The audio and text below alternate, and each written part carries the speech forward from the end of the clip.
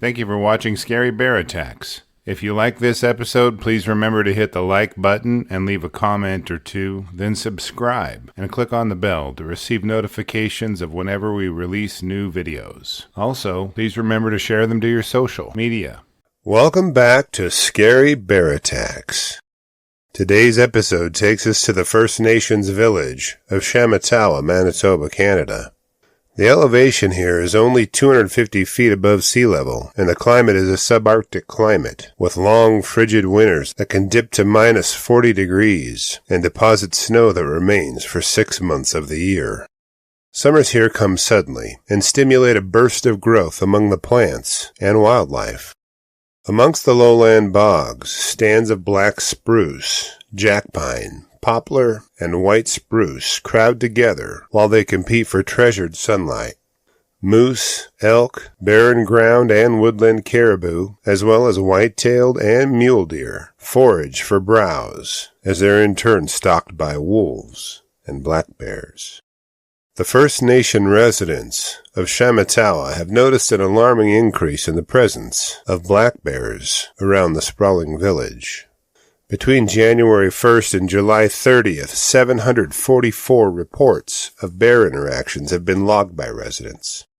This number is up from 465 in the same period the prior year, bringing a 160% increase.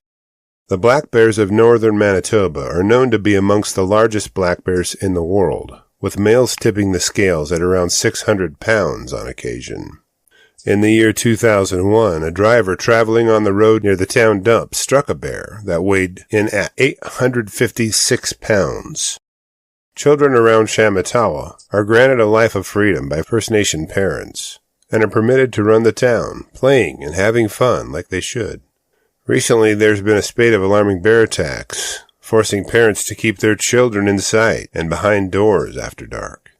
At nighttime, the black bears take over the village streets, searching for sources of food from trash bins. The smell of evening meals cooking on the stove wafts through the trees, drawing the bears toward the sources.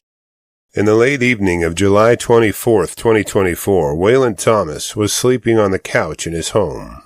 He was jolted awake by a sudden noise coming from his kitchen window.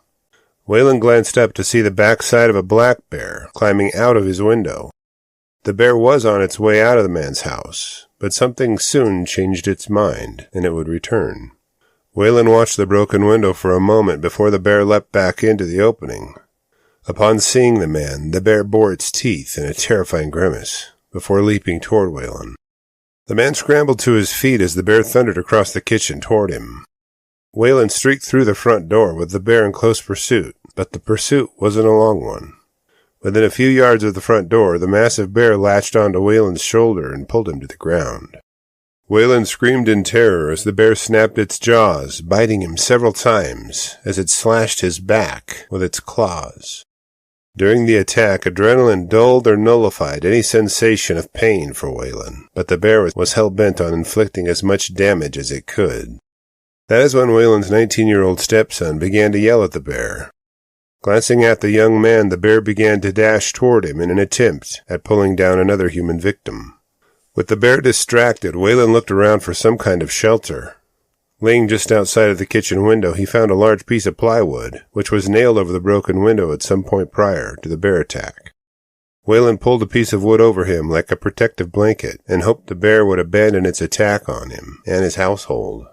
It isn't clear how Waylon's stepson avoided the bear attack, but his brave actions were successful in diverting its attention from killing Waylon. The black bear retreated to the nearby forest, having been foiled in its attempt to eat the man, but it wasn't finished terrorizing the residents of Shamattawa. Within a few days, on Monday, July 29th, 2024, at 11 a.m., Waylon's uncle, John Woods, had come up missing. John was a First Nations member as well, and was 60 years old. The last anyone had seen of him, he was heading down a trail through the forest off of Hudson Bay Avenue and Riverside Road intersection. Village residents organized a search of the town, and in a patch of trees near the Pentecostal Church of Shamattawa, they found his corpse. Waylon was tasked with identifying his uncle's remains, and was heartbroken when he stared at his uncle's mutilated face. The bear had consumed a significant portion of Wood's body and dismembered other parts of it. The recovery party could not recover one of his arms, and an intensive investigation was initiated by the Royal Canadian Mounted Police. Manitoba conservation officers were dispatched to Shamattawa to hunt down the man-killing bear, but it would strike again before they could terminate it. A 6-year-old boy was playing in his house. At some point, a large black bear gained entry and attacked him. The brave little boy somehow escaped being killed by the predator, but was left with minor wounds in the process. Meanwhile, Wood's body was taken to the coroner for analysis. An autopsy is being performed, and its summary report is yet to be released. Village members have begun to post bear activity reports on their Facebook group, which they use to quickly circulate updates. They voice their concerns that the government of the province and Canada are not doing enough to protect them from the bears. Residents decided to take their safety into their own hands. They've started to shoot black bears on sight when they range into town, and conservation officers have indicated no reports of bear activity being filed. They recognize that residents have taken things into their own hands and seem to support this action. Out of self-defense, Shamattawa residents immediately shot one bear and alluded to the possibility of killing a few more. The problem with this is that conservation officers are not allowed to analyze the bear's carcass for disease or other important information which may be useful in preventing future attacks, but it is understandable.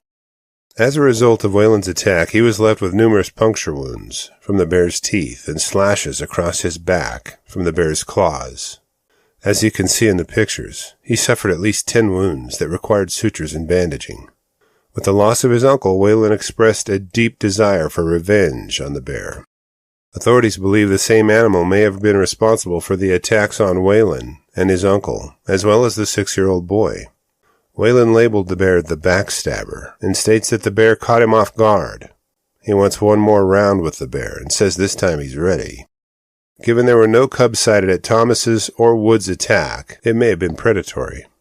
Speaking of cubs, our Cub Tier membership on Patreon, linked below, will give you ad-free early access to our episodes, and the $3 per month goes a long way in helping me continue to produce content like this. There have been only 3 other documented fatal bear attacks in the province of Manitoba, and they're spread across decades from each other, and will be future episodes on our channel. Even minor contacts with black bears average only 1 per year in the province. Authorities faulted village residents for not taking care of their trash cans and leaving other attractants out. The province of Manitoba hosts 25,000 to 30,000 black bears, and their population is managed with hunting seasons and is steady. After reviewing the facts surrounding this episode, I'm left with a few questions for you. If you think the attack on Waylon, his uncle, and the 6-year-old boy were predatory, type the word predatory in the comments section. If you think it was caused by human behavior, type human. Do you think a bear patrol is needed in the village? Should First Nations people be prevented from protecting themselves and their communities by the government? Was it the same bear that committed all 3 attacks, or is there a broader problem with the bear population around Shamattawa? I will gladly read and reply to your thoughts, so please post them in the comments section below, and let's talk about it. Thank you for watching Scary Bear Attacks. If you've enjoyed this episode, please consider clicking on the like button and clicking on the bell icon. We'll help you know when we post our new episodes. Posting our video links to your social media profiles furthers awareness, and it's fun. We've slashed our prices in our merch store, linked below, so check out the bargains there while you shop. As a member of our human community, remember to adventure bravely and be careful out there, especially in bear country.